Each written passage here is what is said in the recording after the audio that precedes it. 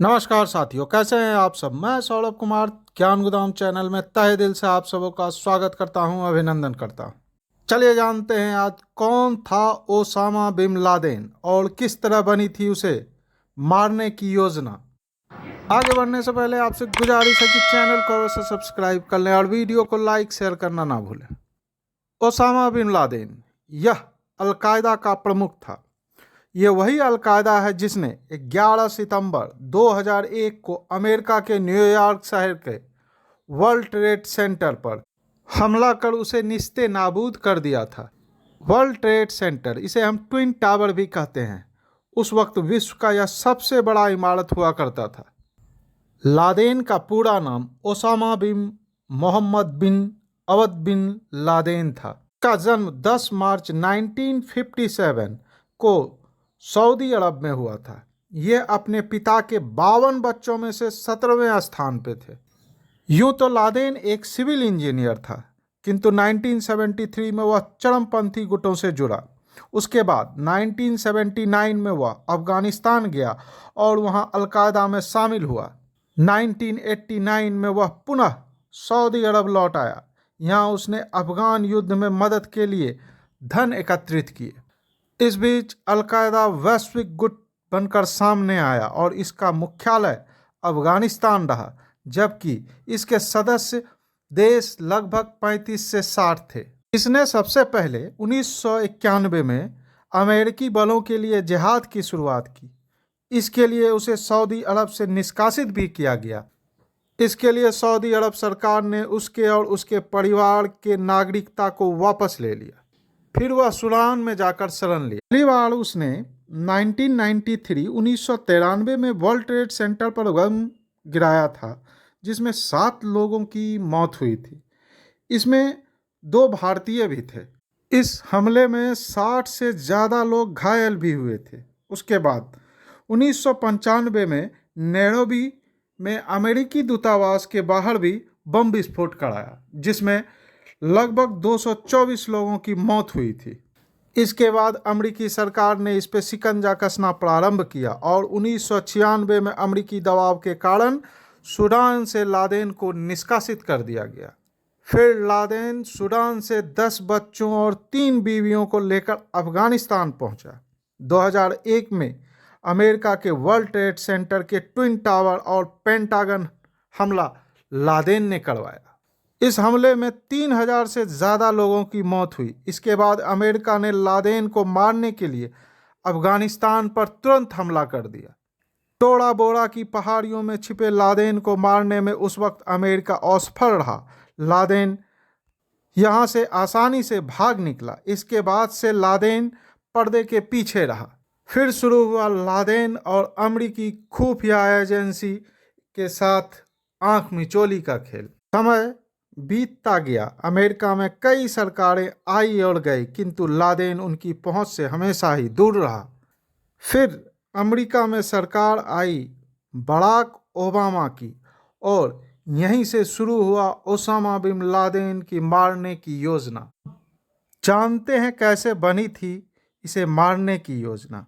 बात है मई 2009 की। व्हाइट हाउस की ओवल ऑफिस में बराक ओबामा ने एक मीटिंग बुलाई, जिसमें ओबामा ने लादेन को किसी भी हाल में ढूंढ कर मारने को कहा। साथ ही ओबामा ने स्पष्ट तौर पे कहा कि हर 30 दिनों पर उस मिशन से जुड़ी प्रगति की रिपोर्ट उन्हें बताई जाए। अमेरिका ही नहीं, पूरा विश्व भी 9/11 के हमले को अब तक भूला नहीं था।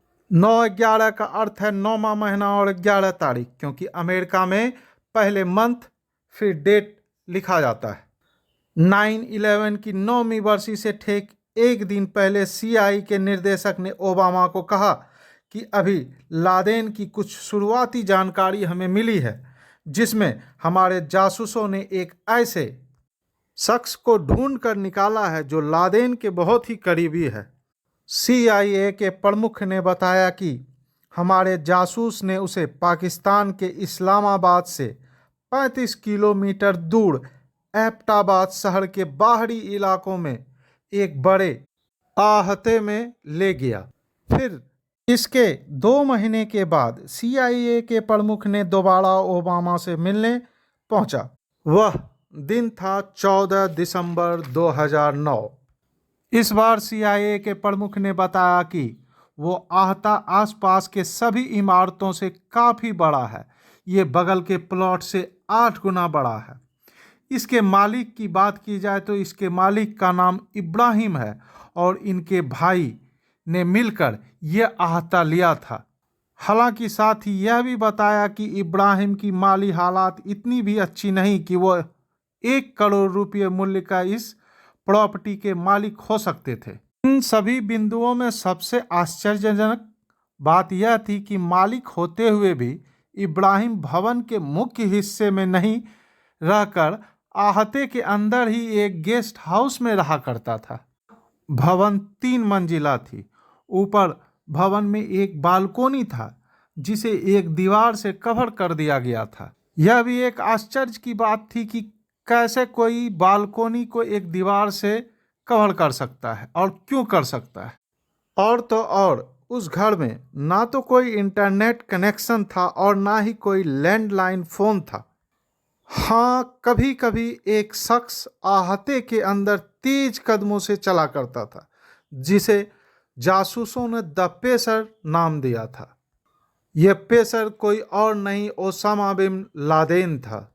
इस घर का कूड़ा भी आहते के बाहर कूड़ेदान में नहीं फेंका जाता था बल्कि इसे आहते के अंदर ही जला दिया करता था। लादेन की पुष्टि होने के बाद अब अमेरिका के पास 2 विकल्प थे।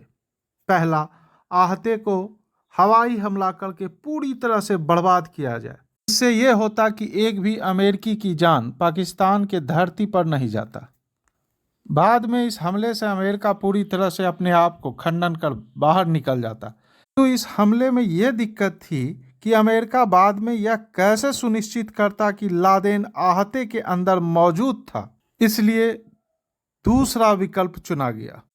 इसमें चुने हुए सील कमांडो को ट्रेंड किया गया और आहते का 3D डायमेंशन बनाया गया। तय किया गया कि अफगानिस्तान के जलालाबाद से 2 हेलीकॉप्टर रातों रात अंधेरे में जाके पाकिस्तान के अंदर घुसकर आहते में उतरेंगे। किंतु इसमें एक जोखिम यह थी कि अगर अमेरिकी हेलीकॉप्टर की घुसने की सूचना पाक आर्मी को मिल जाती तो क्या होता। फिर तय किया गया कि अगर इसकी सूचना पाकिस्तान के आर्मी को मिल भी गई तो हमारे कमांडो आहता नहीं छोड़ेंगे और हमारे राजनयिक पाकिस्तान से बात करके उन्हें सुरक्षित वापस ले आएंगे। योजना की मंजूरी अंत में बराक ओबामा ने दे दी। तय किया गया कि 2 मई 2011 को यह हमला किया जाए। 2 मई 2011 को अमेरिकी समय के ठीक 2 बजे 2 हेलीकॉप्टर ने जलालाबाद से एबटाबाद के लिए उड़ान भरी। अमेरिका में उस वक्त 2 दिन के बज रहे थे तो उस वक्त पाकिस्तान में रात हो रही थी। हेलीकॉप्टर में सील दल के 23 जवान सवार थे। साथ ही एक टोही कुत्ता भी था और एक पाकिस्तानी अनुवादक भी था। एबटाबाद घुसकर दोनों हेलीकॉप्टर आहते में उतरा और 20 मिनट के अंदर लादेन को ढूंढ कर मार दिया गया और लाश को सील दल ने अपने साथ ले गए। दोनों हेलीकॉप्टर सुरक्षित पाकिस्तान सीमा से बाहर निकल गए और पाकिस्तान को इसके आने की भनक तक न लगी। इतने सालों से जिस लादेन को पकड़ने के लिए पाकिस्तान को हर साल अमेरिका एक मोटी रकम मुहैया करा रहा था, उसी पाकिस्तान के अंदर घुसकर लादेन को मारा गया। लादेन की मृत्यु 2 मई 2011 को 54 साल की उम्र में हो गई। हालांकि लादेन के शव को सऊदी अरब ने लेने से मना कर दिया, इसलिए इसे समंदर में पैक कर कर डाल दिया गया। तो ये थी जानकारी लादेन और उसे मारे जाने की। जानकारी अच्छी लगी हो तो चैनल को सब्सक्राइब कर लें और वीडियो को लाइक शेयर करना ना भूलें। धन्यवाद।